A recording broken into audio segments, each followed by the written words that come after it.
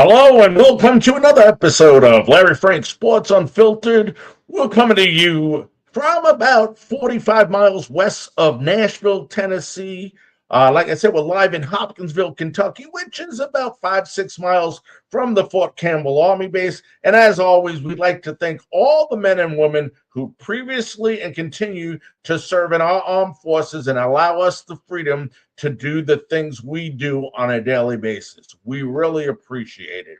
You know, you're thinking about the NFL season. It's coming up here in what, a little over a month, late July. I think training camps open up.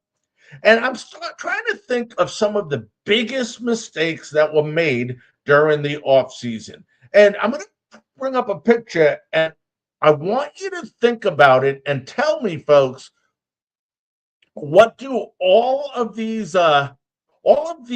folks have in common? When you look at John Harbaugh, Mike McCarthy, Mike Tomlin, John Gruden, Bill Belichick, Pete Carroll, and Brian Flores, the thing that they have all in common, well, yes, they're good coaches, but they were all good coaches that were available to the Tampa Bay Buccaneers at the end of last season. And you have to wonder why. Look at this again, folks. These coaches were available. And what do the Tampa Bay Buccaneers decide to do instead? They keep Todd Bowles. Why are you keeping Todd Bowles? Now, if you ask Todd Bowles, he thinks it's pretty simple. Look at what Todd Bowles says. He says, I've earned the chance. I've won 3 straight division titles. So that says a lot as far as I'm concerned. That does not say a lot. You know what that is? That's a bullshit excuse. You won the division title in probably and arguably the worst division in all of the NFL. The worst division. Okay, you got Carolina, who's playing better, who won last year. They won the division last year. The 3 years before you won the division, let's go ahead and take a look at what you've done. 8-9 your first year. You won the division with a losing record. But hey, once again, Todd Bowles does not decide which division necessarily he's in. He decides if he wants to be the head coach there. But once again, when you look at the Falcons, you look at the Saints, you look at Carolina, before last year, these teams sucked. They completely sucked. Then he goes 9-8, wins their division, 10-7, and then last year, 8-9. 8-9. So when you look at Todd Bowles, what has he done? And this is going to be a tough year for the Buccaneers. And I'll tell you why it's going to be a tough year. You lose Mike Evans, and that's an argument for another day, whether they were right, whether they're wrong. I understand the business part of the NFL and, the loyalty part, which really doesn't exist. But like I said, that's another discussion for another day. They also lose their defensive leader in Levante David, who retired. Now, you can't, he's retired. So this is a Tampa Bay Buccaneer that lost a lot of leadership on both sides of the football. And now what do they got? The softest in the NFL. His demeanor is not right for this. Okay? He's not a fiery type guy. What you hear if you want, he has the locker room. Bullshit. That's what they're all going to say. The players aren't going to sell out their head coach. At least most of them aren't. But at the end of the day, Todd Bowles is not the right fit for the Tampa Bay Buccaneers. The only reason he got the job was he was defensive coordinator under Bruce Arians. And let's make something straight. You think the Tampa Bay Buccaneers would have learned when they hired Dirk Carter and that didn't work out? You know why it didn't work out? The same reason Todd Bowles isn't working out. Because the greatest coordinators, whether on the offensive or defensive side of the football, does not necessarily make the best head coach.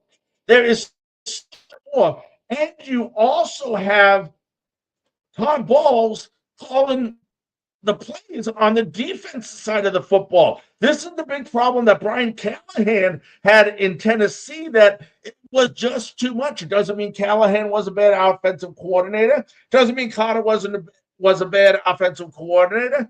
And it doesn't mean Todd Bowles was a bad defensive coordinator. What they all have in common is they're not good head coaches.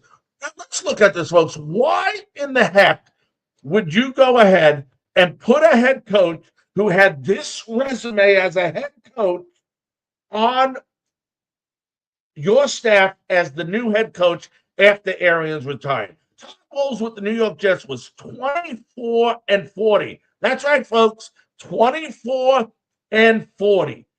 That was between 2015 2018. First year he took over, he had a winning record, 10-6. Then look at the progression. He had 4 years to build a team into a championship or playoff contender. He goes 5-11, 5-11, and 4-12. And guess what?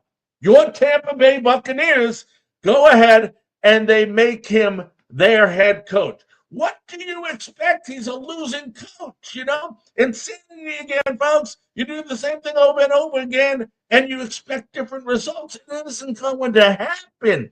They need a coaching change. And right now, I'm telling the people in Tampa Bay, hey, you know what? Baker Mayfield, I love his attitude. I love it. I love his demeanor. And I didn't really think he was going to do well in Tampa Bay. I really didn't. And he's done well, but, with the best receiving staff. And let me explain something real quickly before I let you go.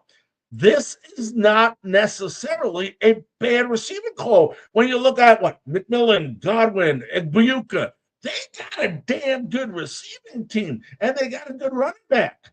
So offensively, this team is going to be okay. The big question is, why won't they go any further than the first? What is Todd Bowles, 1-3 or something like that with the Tampa Bay Buccaneers in the postseason? Because he's not a winning coach. He's winning in a division that isn't very complicated to win in. But guess what? Now a Canal is gone, and he's now where? In Carolina, doing a great job with Bryce Young. Carolina is up and coming. Atlanta's getting better. I'm sorry, Tampa Bay fans. This is going to be a real tough season for the Tampa Bay Buccaneers. I would like to ask all of you before we leave that if you can please like and subscribe this and subscribe to our YouTube channel. I would really, really appreciate it. And please share it. If you like the information we're giving you, please go ahead. We have thousands and thousands and thousands of people that listen to our clips, listen to our show. So if you can go, please, if you are not already subscribed to our YouTube channel, do that. Like us. We always like comments. If there's anything you want us to talk about on one of our clips, let us know, and we'll be more than happy to do so. This is Larry Frank. Larry Frank